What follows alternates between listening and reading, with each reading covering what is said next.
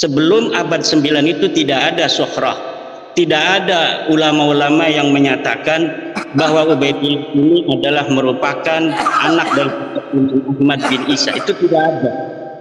Jadi itu yang perlu digarisbawahi, dan saya tidak pernah menyatakan bahwa saya mewakili NU, walaupun saya adalah pengurus PWNU, pengurus LBM PBNU, tapi saya tidak pernah menyatakan bahwa pendapat ini adalah pendapat PBNU. Demikian. Ya, tadi juga saya melihat ada kalimat persekusi. Nggak ada Habib dipersekusi, yang ada kiai-kiai kita dipersekusi dari zaman dulu oleh orang-orang yang mengaku turun Nabi yang tidak terverifikasi. Ulama-ulama kita, kiai-kiai kita itu ada yang bernasab kepada Wali Songo.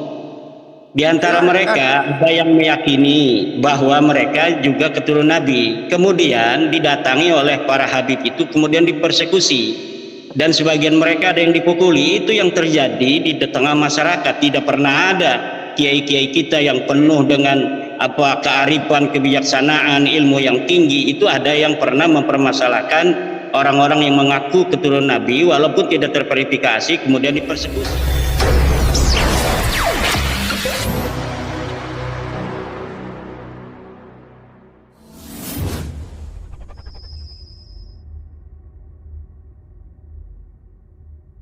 Ulama ahli sunnah wal jamaah, anak Sayyidah Fatimah ini, Sayyidina Hasan dan Husain, itu disamakan dengan anak seandainya lahir dari putra Nabi yang laki. Jadi ada banyak dalil yang disampaikan oleh ulama-ulama tersebut. Diantaranya begini, kita mengenal betul ada yang disebut dalam Islam itu ahlul kisah, orang yang diselimuti oleh Rasulullah. Jadi ketika turun firman Allah, innama yuridullahu liyudhiba ankumur rijsa ahlal bait, Allah itu menghendaki untuk menghilangkan segala keburukan dan dosa dari keluarga Rasulullah. Ayat itu diturunkan oleh Allah kepada Rasulullah, maka Nabi memanggil memanggil Sayyidina Ali, memanggil Sayyidatuna Fatimah, dan memanggil dua cucu terkasihnya, itu diselimuti oleh Rasulullah. Dan di situ Rasulullah mengatakan bahwa mereka lah ahlu baiti saya. Oleh karena itu nanti ya para pemirsa, pengertian ahlul bait itu ada pengertian am, ada pengertian khas. Ada yang bersifat umum, ada yang bersifat khusus. Ahlul bait sebagai orang yang tinggal di rumah Rasulullah, maka di dalamnya termasuk istri-istri Rasulullah. Karena istri Nabi kan tinggal di dalam rumah Rasulullah. Tetapi ahlul bait yang dikatakan memiliki qarabah nasab dengan Rasulullah, yaitu anak keturunan dari Sayyidah Fatimah tadi, Sayyidina Hasan dengan Sayyidina Husain. Nanti kita bisa lihat posisi keduanya ini itu dianggap sebagai anak, artinya cucu Rasulullah, walaupun dari anak perempuan. Itu ketika ada ayat lagi, ketika Rasulullah Shallallahu Alaihi Wasallam itu sudah menyampaikan syariat Islam kepada ahlul kitab. Pada masa itu adalah Nasrani dengan Yahudi yang ada di Madinah. Usana wa anfusakum, dan diri kita semua kan, bahwa nasab ini tidak putus, bersambung. Usana wa anfusakum, dan diri kita semua, thumma betahil. Ayo kita berdoa bersama, kita berdoa kepada Allah, semoga laknat itu turun kepada mereka yang berdusta. Nah, di sini Mbak Eva, ketika Nabi mengatakan, ya ketika ayat Quran tadi berbunyi, nad'u abna'ana wa abna'akum, itu Rasulullah memanggil Sayyidina Hasan dengan Sayyidina Husain. Nah, inilah yang menjadikan banyak dari ulama ahlu sunnah wal jamaah mengatakan bahwa nasab ini tidak putus, bersambung dari Sayyidina Hasan dengan Sayyidina Husain. Pertanyaannya adalah, bagaimana mereka yang ada di Singapura, yang ada di Indonesia, yang ada di Irak, yang ada di Mesir? Ini sebetulnya persoalan ahlul bait ini, kalau tadi Mbak Eva misalnya itu dijadikan polemik di tanah air, itu kita bisa berkaca sebenarnya dengan dunia internasional. Di dunia internasional itu ada nama organisasi. Organisasi itu seperti kalau kalau di Indonesia itu ada namanya Robitoh Alawiyah. Robitoh itu adalah ormas, organisasi. Alawiyah itu dari Sayyidina Ali kan. Al-Alawiyin, keturunan Sayyidina Ali yang dari Rasulullah Shallallahu Alaihi Wasallam. Nah, kalau di Timur Tengah itu disebut Al-Ashraf. Ashraf itu orang-orang yang bernasab mulia. Nah, ini dicatat Mbak Eva. Tradisi orang Arab itu mencatatkan nasabnya. Beda dengan kita. Kita ini tidak peduli nasab hanya kecuali sebatas bapak kan? Karena itu ditanya ketika kita masuk SD, nama bapaknya siapa? Tidak menjadi tradisi kita untuk mencatatkan nasab kita. Nah, oleh karena itu, kenapa nasab mereka itu kemudian menyatakan bahwa saya adalah keluarga Nabi, karena mereka punya catatan nasab ini, yang nanti nasab ini bisa bersambung kepada Sayyidina Husain dan bisa bersambung kepada Sayyidina Hasan, menyatu kepada ibunda Fatimah yang menikah dengan Sayyidina Ali, dan Sayyidah Fatimah itu anak keturunan Rasulullah. Jadi di situ ada catatannya. Nah, adapun nanti polemik apakah ini nasab itu sampai kepada Nabi atau tidak seperti yang ada hari ini. Kalau saya membacanya secara sederhana Mbak Eva, saya lahir dari tradisi pesantren. Kalau para pemirsa, saya tidak berarti kemudian mengkotak-kotakkan umat Islam. Saya lahir dari tradisi Nahdlatul Ulama, tradisi pesantren. Kita di pesantren itu mengetahui kebenaran ajaran agama itu tidak saja dari membaca Quran, tidak saja dari membaca, menghafal dan memahami hadis, tetapi perilaku dan tradisi guru itu juga menjadi bukti dari keabsahan sesuatu yang kita yakini kebenarannya. Maka kita dulu di pesantren itu melakukan apapun itu mencontoh guru Mbak Eva. Karena apa? Karena yang namanya Al-Quran itu tafsirnya banyak. Belum tentu ketika saya membaca satu bagian tafsir itu adalah tafsir yang benar. Tetapi ketika dilakukan oleh guru saya yang pasti lebih mengerti dibanding saya, maka itu dijadikan satu keyakinan. Nah, oleh karena itu berkaitan dengan pertanyaan yang paling mendasar dari Mbak Eva. Apakah nasab ini sah, benar, ya bisa dipertanggungjawabkan? Saya hanya melihat dari pengalaman saya berinteraksi dengan begitu banyak orang yang tidak saya ragukan kapabilitas keilmuannya dan integritas keagamaannya. Di Indonesia misalnya, hampir semua kiai besar, pemangku pesantren di Nahdlatul Ulama itu menaruh penghormatan kepada yang sering kita sebut habaib ini. Itu kita hormati tanpa kita juga menutup mata. Ada perilaku satu dua orang. Ini kan kalau kita lihat perilaku yang namanya orang nakal itu di mana-mana kan ada Mbak Eva. Ada ya Kiai ya. Ada satu ajaran yang salah, ya, maka kita harus tahu betul nggak itu salah. Kalau itu memang salah dan itu yang kita pelajari dari guru kita, sampaikan. Maaf Habib ya, sependek pengetahuan saya dulu saya ngaji, guru saya itu bilangnya begini, mohon maaf, betul, selesaikan urusannya gitu loh. Kalau Anda tidak merasa mampu, ya ajak orang yang mampu kan. Artinya ketika ada seorang dokter spesialis kan, kemudian tidak serta-merta pasien itu bisa membantah dokter kan. Mungkin bisa cari second opinion dari sesama dokter tersebut. Alawi ini sekarang sudah syuhra dan istifadah. Syuhra dan istifadahnya itu munqati'atun fil qarnit tasi'. Sebelum abad 9 itu tidak ada syuhrah. Tidak ada ulama-ulama yang menyatakan bahwa Ubaidillah ini adalah merupakan anak dari Ahmad bin Isa. Itu tidak ada.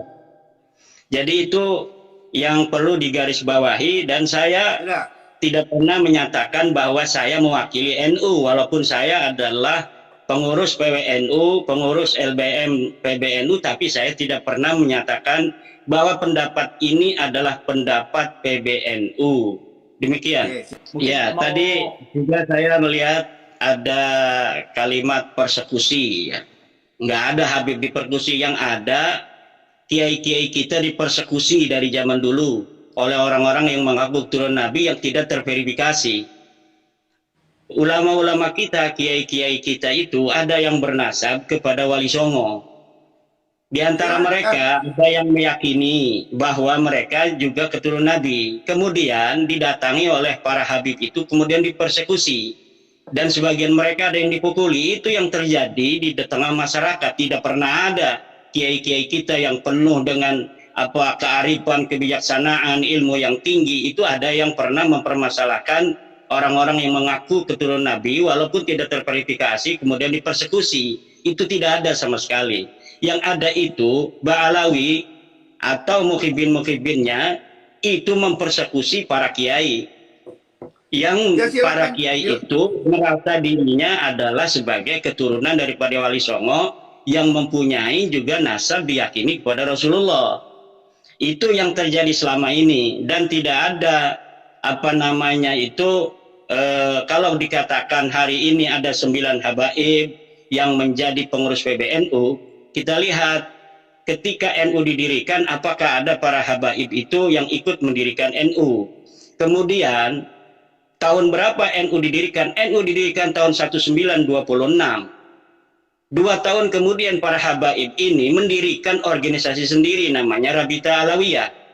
Kalaulah para habaib ini, para Ba'alawi, merasa Nahdlatul Ulama ketika itu adalah merupakan bagian dari mereka juga secara teologi, secara kepercayaan, keagamaan dan sebagainya, maka cukuplah ketika itu mereka bergabung dengan Nahdlatul Ulama. Tapi karena mereka bukan Nahdlatul Ulama, mereka membuat sebuah organisasi baru yang namanya Rabita Alawiyah. Demikian. Terus tahu itu Rabita Alawiyah membuat tingkat kecamatan di seluruh Indonesia ini tahun 2022-2021 ini. Kalau misalnya hanya pencatat keluarga, ya cukup sebagai pencatatan. Tetapi ini perkumpulan kayaknya ingin juga sama seperti Nahdlatul Ulama, kebangkitan ulama. Kemudian ada para pengikut ulama yaitu para santri dan masyarakat. Rabita Alawiyah persatuan keluarga, tetapi mereka ingin ada pengikut dan muhibinnya. Ini saya kira perlu juga mendapat perhatian dari para petinggi PBNU semacam Pak Fahrur ini, melihat kenyataan yang ada di bawah, apa yang terjadi di tengah warga kita, warga Nahdlatul Ulama, terkait dengan irisan para habaib yang diagungkan oleh para kiai-kiai NU, tetapi kemudian mereka justru tidak menguatkan NU. Coba kita lihat di dalam youtuber itu yang mengupload video-video narasi bagaimana seorang habib ada yang mengharamkan anak-anak NU untuk masuk ke Banser. Orang-orang Jawa, anak-anaknya jangan sampai masuk ke Banser, jangan sampai masuk ke Ansor. Itu dilakukan oleh para habaib. Ada juga ini sudah melebar, Pak. Ini sudah melebar. Ini bisa diverifikasi Pak Fahrur. Siapa yang berani untuk menghina Hasyim Asy'ari? Tidak ada yang berani menghina Hasyim Asy'ari di Indonesia ini kecuali dari Ba'alawi Faisal Asgaf. Bagaimana terakhir Twitter dia menghina ketum PBNU kita, Gus Yahya. Tidak ada yang lain yang berani seperti itu kecuali dari Ba'alawi. Ini juga harus menjadi perhatian Pak Fahrur dan para petinggi NU lainnya. Gus Dur siapa yang berani? Yang berani menghina Gus Dur, menghina Yeni. Itu hanya saya kirimkan pertanyaannya kepada Rabita Alawiyah dan mereka tidak bisa menjawabnya. Karena memang nasab mereka itu terputus, maudhu'un munqati'un, batilun, tidak bisa dijawab. Dan kalau misalnya ada sebuah narasi dari Pak Fahrur di Tempo tadi saya baca, harus dihentikan ini pembahasan nasab. Yang harus dihentikan adalah pengakuan Ba'alawi sebagai turunan Nabi yang tidak terverifikasi, yang harus dihentikan. Karena secara kajian nasab dia terputus, secara kajian DNA dia bukan bangsa Arab Acan. Dia bukan keturunan Bani Quraisy, dia bukan keturunan Bani Hashim, dia bukan keturunan Ba'alawi, dia bukan keturunan Nabi Muhammad. Ini yang harus dihentikan, pengakuan sepihak sebagai keturunan daripada Nabi besar Muhammad SAW. Ini pendapat pakar DNA. Ini pendapat pakar DNA. Semua begitu, saudara.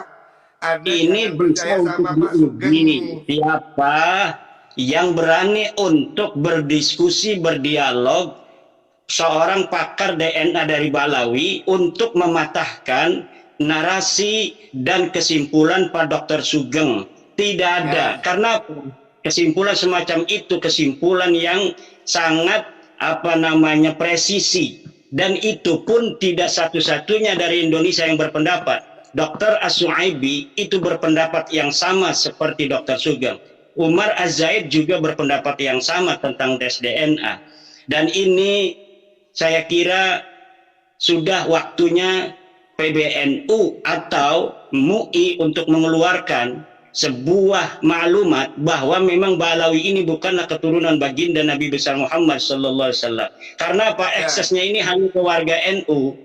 Kenapa kita ini setiap tulisan saya minta admin untuk kemudian menampilkan tulisan saya di RMI, karena RMI itu Rabita Mahid Islamiyah, persatuan ikatan pondok-pondok pesantren yang didawir-dawir oleh para kabid-kabid oknum itu adalah para kiai pesantren, dimintain uang 5 juta, 10 juta, 20 juta, bahkan ada yang 100 juta, itu kalangan pondok pesantren.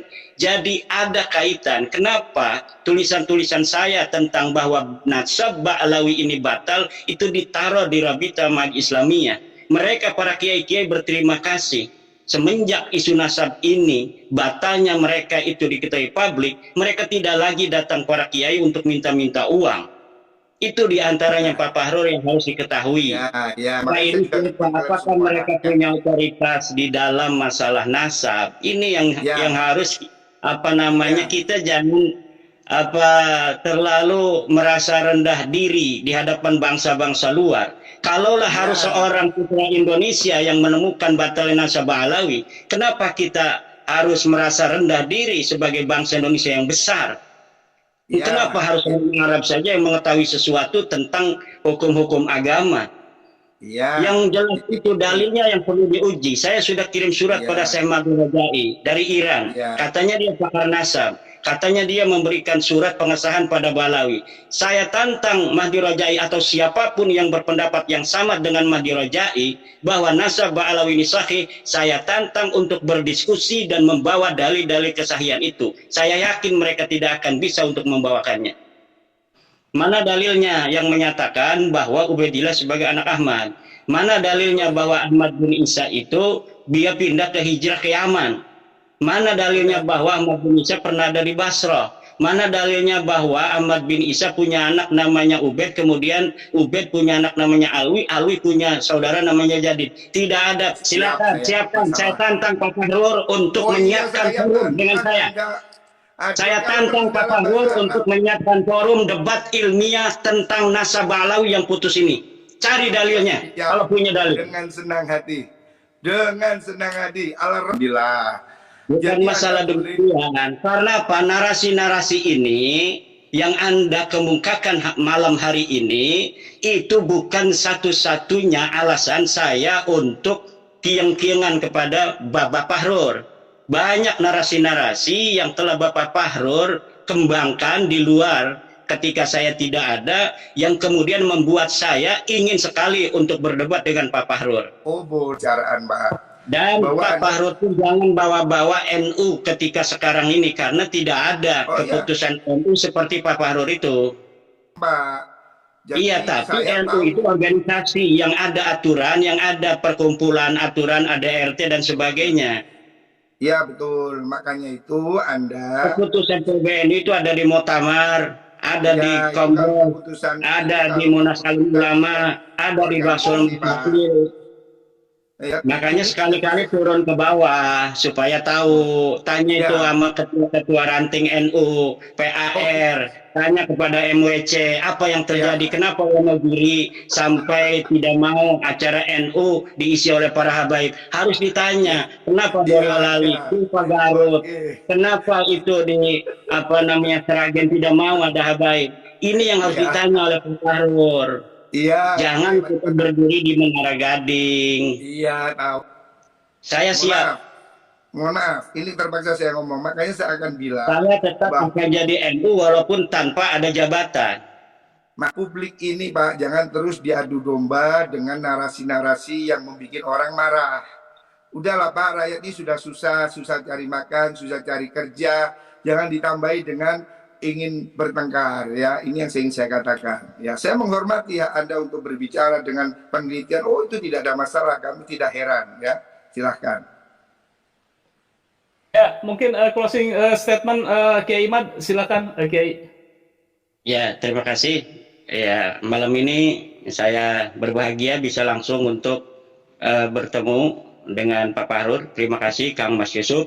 Intinya bahwa kita mengkaji nasabah Alawi bukan karena kebencian, tetapi ingin menasehati dari Balawi oknum-oknumnya yang mencederai kebangsaan.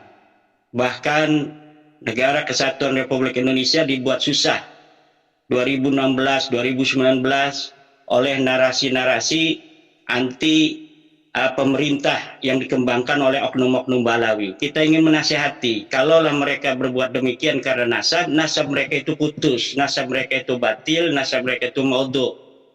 Kita berbangsa bertanah air di Indonesia ini bersama-sama.